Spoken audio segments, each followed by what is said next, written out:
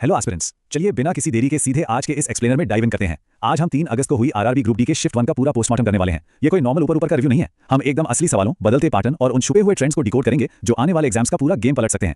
जल्दी से आज का एजेंडा देख लेते हैं। हम ओवरऑल एग्जाम एनालिसिस से शुरू करेंगे, फिर जनरल नॉलेज और करंट अफेयर्स, फिजिक्स के इंपॉर्टेंट क्वेश्चंस, केमिस्ट्री और बायोलॉजी को कवर करेंगे और लास्ट में अपकमिंग शिफ्ट्स के लिए क्या स्ट्रेटजी होनी चाहिए उस पर बात करेंगे। तो चलिए सेक्शन 1 ओवरऑल एग्जाम एनालिसिस और बदलते रुझान। क्योंकि देखिए सिर्फ सही जवाब रटना काफी नहीं है, पैटर्न किस तरफ शिफ्ट हो रहा है ये समझना सबसे ज्यादा जरूरी है। एग्जाम हॉल में जाने से पहले सबको क्या लग रहा था कि साइंस के क्वेश्चंस एकदम नई बुक से आएंगे, सीधे और सिंपल होंगे, राइट? लेकिन असलियत एकदम अलग थी। रियलिटी ये थी कि क्वेश्चंस पुरानी एनसीईआरटी से पूछे गए थे और वो भी सीधे नहीं बल्कि काफी कॉम्प्लेक्स और स्टेटमेंट बेस्ड। इसका सीधा सा मतलब ये है कि अब सिर्फ रट्टा मारने से काम नहीं चलने वाला, कॉन्सेप्ट्स की एकदम डीप अंडरस्टैंडिंग चाहिए ही चाहिए। सेक्शन 2 जनरल नॉलेज और करंट अफेयर्स और हाल की घटनाएं। साइंस में इस तगड़े सरप्राइज के बाद चलिए देखते हैं कि करंट अफेयर्स में क्या गेम हुआ है। करंट अफेयर्स का टाइमलाइन काफी इंटरेस्टिंग रहा। फरवरी 2024 में थलापति विजय ने अपनी नई पार्टी तमिलगा विट्री कड़गम यानी टीवी के लॉन्च की। इस पर डायरेक्ट क्वेश्चन था। फिर मई 2026 में यूपी में आए भयंकर तूफान पर भी फोकस रहा और कुल मिलाकर जुलाई 2026 तक की घटनाओं पर एग्जामिनर का पूरा ध्यान था। अब जरा इस नंबर 26 पर ध्यान दीजिए। ये कोई रैंडम नंबर नहीं है। एग्जाम में एकदम एग्जैक्ट डेटा पूछा गया था कि मई 2026 में यूपी में जो तूफान आया उससे कितने जिले प्रभावित हुए थे और उसका सही जवाब है 26 जिले। इससे हमें यह समझ आता है कि करंट अफेयर्स पढ़ते टाइम हवा हवाई बातें नहीं बल्कि एकदम सॉलिड नंबर्स याद रखने होंगे। इसके अलावा जनरल नॉलेज में कुछ और एकदम बर्निंग टॉपिक्स कवर किए गए हैं, जैसे बजट 26 के हाइलाइट्स, अमेरिका और ईरान के कॉन्टेक्स्ट में हॉर्मुज़ जल मरुमध्य, फिल्म और पद्मा अवार्ड्स और यूरोपियन यूनियन की famous mother of all deals. मतलब साफ है इन मिसलेनियस टॉपिक्स पर आपकी पकड़ एकदम मजबूत होनी चाहिए। अब आते हैं सेक्शन 3 पर, भौतिक विज्ञान के महत्वपूर्ण प्रश्न, अवधारणाएं और संख्यात्मक प्रश्न। फिजिक्स को इस शिफ्ट में कितना ज्यादा वेटेज मिला है ये देखना वाकई में बहुत दिलचस्प है। फिजिक्स के सेक्शन में एक बहुत ही क्लासिक कॉन्सेप्चुअल क्वेश्चन आया। सवाल था कि आकाश का रंग नीला क्यों दिखाई देता है, और इसका एकदम सटीक साइंटिफिक जवाब है रेले प्रकीर्णन यानी रेले स्कैटरिंग। असल में होता क्या है कि नीले रंग जैसी छोटी वेवलेंथ वाली लाइट को हमारे एटमॉस्फेयर के पार्टिकल्स बहुत ज्यादा एफिशिएंटली स्कैटर कर देते हैं यानी फैला देते हैं। बस इसी वजह से हमें आसमान नीला नजर आता है।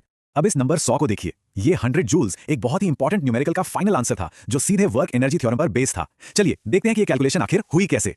ये न्यूमेरिकल एकदम सीधा था। स्टेप 1 में हमारे पास इनिशियल काइनेटिक एनर्जी 40 जूल और फाइनल 140 जूल थी। स्टेप 2 में हमने वर्क एनर्जी थ्योरम लगाया, जिसका मतलब है कि किया गया वर्क काइनेटिक एनर्जी में आई चेंज के बराबर होता है। तो स्टेप 3 में 140 में से 40 माइनस किया और सीधा आंसर आ गया 100 जूल्स, एकदम सॉलिड बिना किसी कंफ्यूजन के। इलेक्ट्रिसिटी से भी एक बढ़िया न्यूमेरिकल था। बल्ब का पावर 60 वाट और वोल्टेज 120 वोल्ट दिया गया था। करंट यानी आई निकालना था। सिंपल फॉर्मूला है I = P/V। तो 60 को 120 से डिवाइड किया और आंसर आ गया 0.5 एम्पियर। ये न्यूमेरिकल्स हमें चीख कर बता रहे हैं कि बेसिक फॉर्मूले फिंगर टिप्स पर होने ही चाहिए। न्यूमेरिकल्स के अलावा कुछ बेसिक कॉन्सेप्ट्स और फॉर्मूलों पर सीधा वार किया गया, जैसे फ्रीक्वेंसी का फॉर्मूला, सॉलिड्स में हाई इलास्टिसिटी की वजह से साउंड की मैक्सिमम स्पीड। इसके अलावा lens magnification, relative refractive index, Newton का सेकंड लॉ जहां फोर्स एक्सेलरेशन बनाता है, और डिस्प्लेसमेंट टाइम ग्राफ का स्लोप जो वेलोसिटी दिखाता है। ये सब आपको मुंह ज़बानी याद होने चाहिए। आगे बढ़ते हैं सेक्शन 4 की तरफ, रसायन और जीव विज्ञान, अभिक्रियाएं और कोशिका जीव विज्ञान। साइंस के इस आखिरी ब्लॉक में भी पूरी एनर्जी बनाए रखते हैं। केमिस्ट्री में एक बड़ा ही प्रैक्टिकल सवाल पूछा गया था। कफ सिरप जैसी मेडिसिन बनाने में इथेनॉल का इतना ज्यादा यूज आखिर क्यों किया जाता है?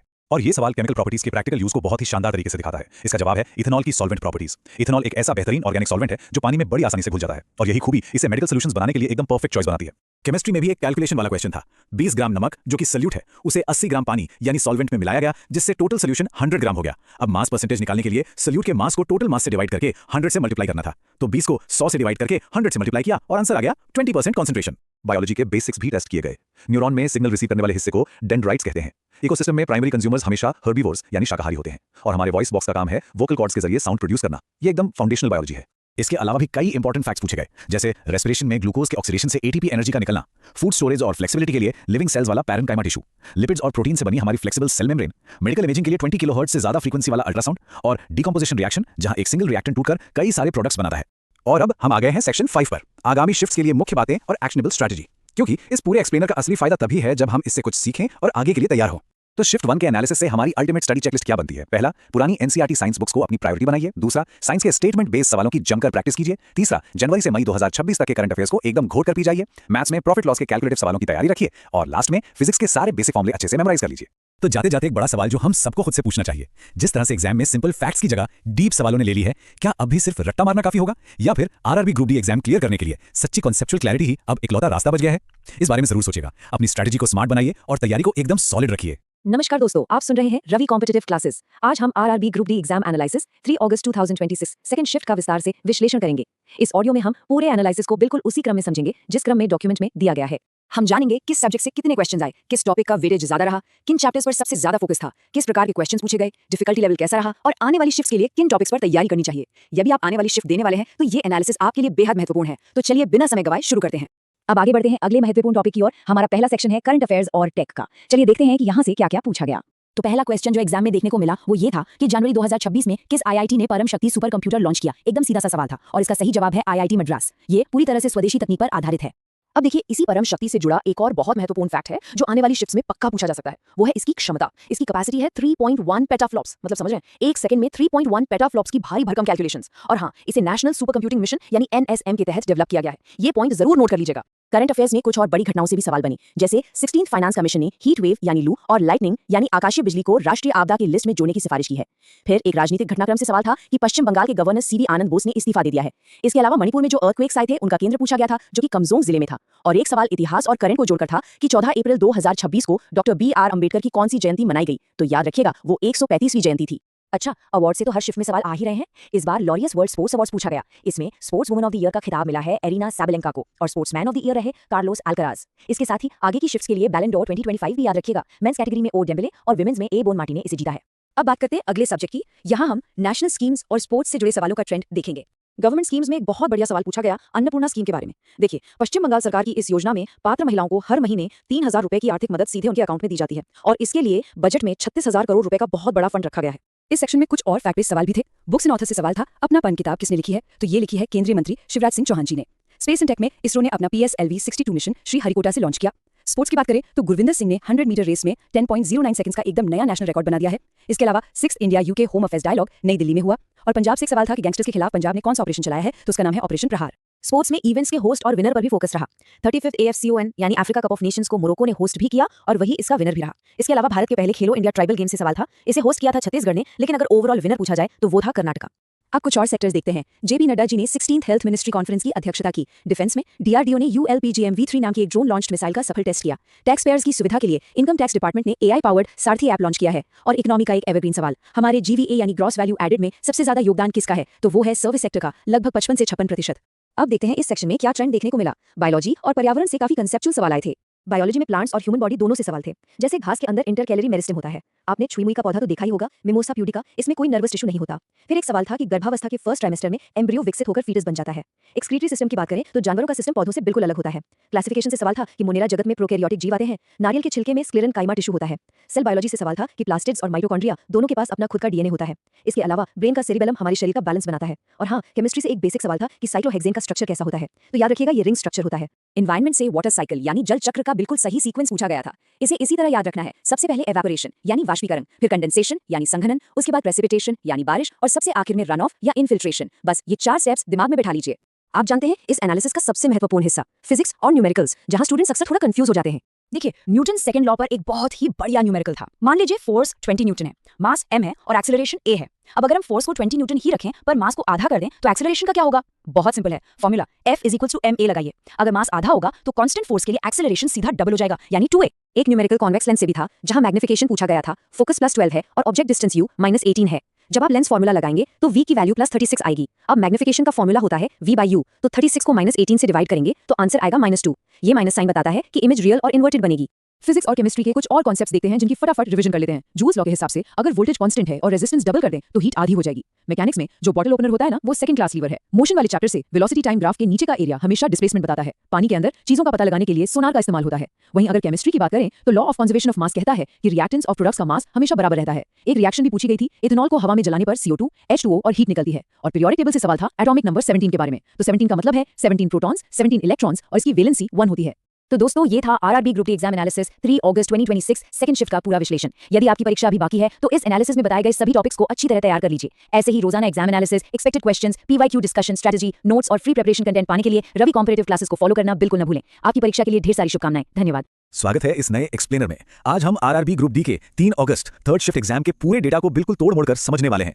हमारा मकसद बहुत क्लियर है, आने वाले एस्पिरेंट्स के लिए एक ऐसी सॉलिड एक्शनेबल प्लेबुक तैयार करना जो आपको सीधे सक्सेस तक ले जाए। तो चलिए इन 3 स्टेप्स फॉर एग्जाम सक्सेस पर डिटेल में बात करते हैं। इस सेशन में हम सबसे पहले एग्जाम पैटर्न को डिकोड करेंगे। उसके बाद अपने 3 मेन कदम current events, core science concepts और न्यूमेरिकल्स को क्रैक करने की स्ट्रेटजी पर आएंगे। और आखिर में इन सबको मिलाकर बनाएंगे अपनी सक्सेस प्लेबुक। शुरुआत करते हैं डिकोडिंग द एग्जाम पैटर्न से। देखिए, कॉम्पिटिटिव एग्जाम्स अक्सर बहुत ओवरवेलमिंग लगते हैं, राइट? लेकिन अगर हम हाल ही के शिफ्ट्स का बारीकी से एनालिसिस करें तो कुछ ऐसे क्लियर पैटर्न सामने आते हैं जिनका एस्पिरेंट सीधा फायदा उठा सकते हैं। हाल ही में पूछे गए सवालों को ध्यान से देखने पर हमने एग्जाम सक्सेस के लिए ये 3 स्ट्रेटेजिक पिलर्स आइडेंटिफाई किए हैं। ये एक ऐसी डिफिनिटिव प्लेबुक बनाते हैं जिसे इग्नोर करना आप अफोर्ड नहीं कर सकते। चलिए पहले पिलर से शुरू करते हैं।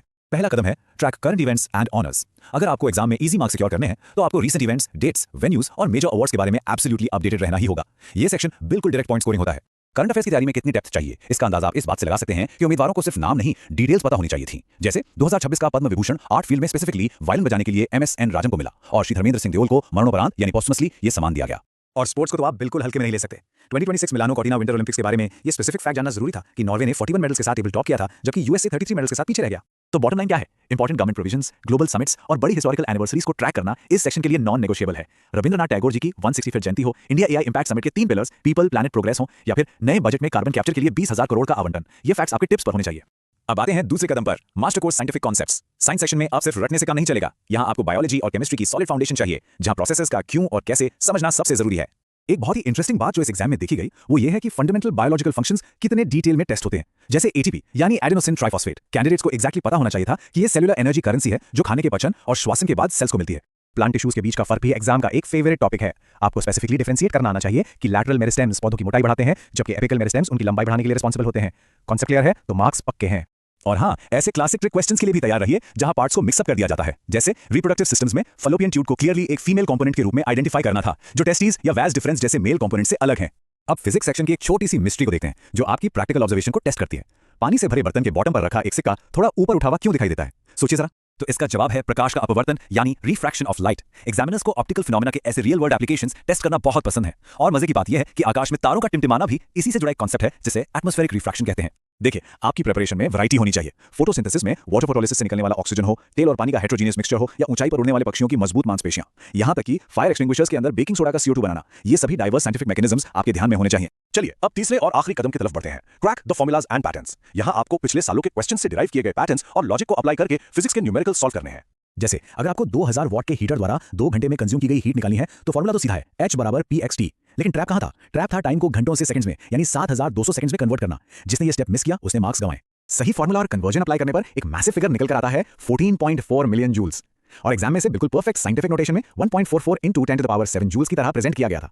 एक और बहुत कॉमन पैटर्न है मॉलिक्यूलर मास कैलकुलेट करना। सुनने में कॉम्प्लेक्स लगता है पर एक्चुअली आपको बस इंडिविजुअल एटॉमिक मासेस को आपस में ऐड करना होता है। जैसे कार्बन 12, ऑक्सीजन 16 और हाइड्रोजन 1। तो बस इसी सिंपल लॉजिक को यूज करके कार्बन डाइऑक्साइड के लिए 44U और वाटर के लिए 18U कैलकुलेट करना एक क्विक पॉइंट स्कोरिंग एक्सरसाइज बन जाता है। ये फ्री के मार्क्स हैं जो बिल्कुल नहीं छूटने चाहिए। फाउंडेशनल फॉर्मुलास को तो आपको बिल्कुल रट लेना है। ग्रेविटेशनल पोटेंशियल एनर्जी का basic formula mgh directly exam में टेस्ट होता है, जहां मास, ग्रेविटी और हाइट का रिलेशन पता होना चाहिए। और कंसेप्चुअल क्लैरिटी इस स्पेसिफिक पॉइंट पर आकर टेस्ट होती है। यूनिफॉर्म सर्कुलर मोशन में कैंडिडेट्स अक्सर कंफ्यूज होते हैं। ये याद रखना एब्सोल्युटली क्रूशियल है कि ऐसी मोशन में स्पीड भले ही कांस्टेंट रहे पर डायरेक्शन हर सेकंड बदलने की वजह से वेलोसिटी लगातार चेंज होती रहती है। तो अब हम पहुंच गए हैं अपने फाइनल सेगमेंट पर, द सक्सेस प्लेबुक। इन सारी डिटेल्स और एनालिसिस का निचोड़ क्या है और ये आगे की शिफ्ट्स के लिए एक विनिंग स्ट्रैटेजी कैसे बनाता है। अपना रोड मैप बिल्कुल क्लियर रखिए। करंट अफेयर्स में प्रिसाइज डिटेल्स पर फोकस करें। साइंस में कॉन्सेप्ट्स के क्यों और कैसे को समझें। फिजिक्स के बेसिक फॉर्मुलाज याद करें और यूनिट कन्वर्जन की खूब प्रैक्टिस करें। इन 3 पिलर्स की मदद से आप एक बहुत बड़े सिलेबस को एक क्लियर एक्शनेबल चेकलिस्ट में बदल सकते हैं। तो अब जाते जाते इस बारे में जरूर सोचिए, क्या आपकी current preparation in 3 strategic pillars के हिसाब से अलाइंड है? अगर आप इस हाईली स्ट्रक्चर्ड प्लेबुक को अपनी डेली स्टडी हैबिट्स में शामिल कर लें तो एग्जाम पास करना सिर्फ एक उम्मीद नहीं बल्कि एक गारंटी बन जाएगा। अपनी पढ़ाई जारी रखिए और ऐसे ही और डीप इनसाइट्स के लिए हमारे अगले एक्सप्लेनर का इंतजार करें।